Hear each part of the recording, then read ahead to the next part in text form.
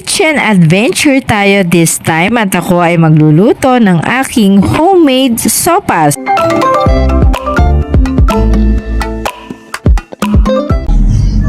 Hello Penny people! Merry Christmas everyone! Today's video, ito yung aking unang recipe na iluluto kung saan dahil medyo malamig ang panahon. So get ready para sa pagluluto ng atin pong sopas na talaga naman pong so dami ng vegetable. For sopas ingredients, syempre meron ako dito na gagamitin repolyo, carrots, meron ding beans, tapos meron din ditong putlong, 2 pieces po ito. Merong sibuyas, syempre kung may sibuyas, meron din pong bawang at also meron 3 pieces na white egg at meron din pong evap na gatas.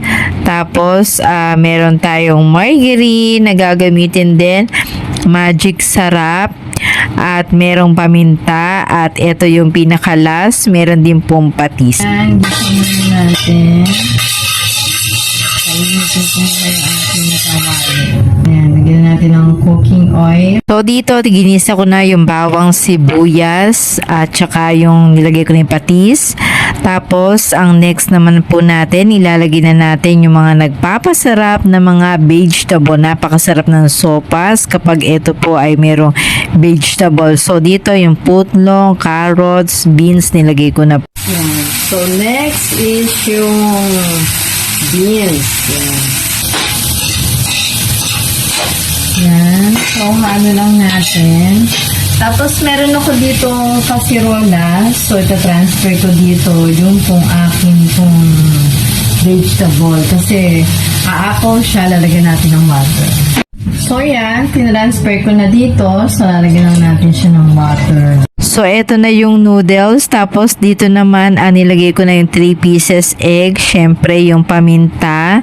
At yun pong margarine at yung magic sarap. So, after ng ilang minuto, ayan, at kumukulo na po talaga siya.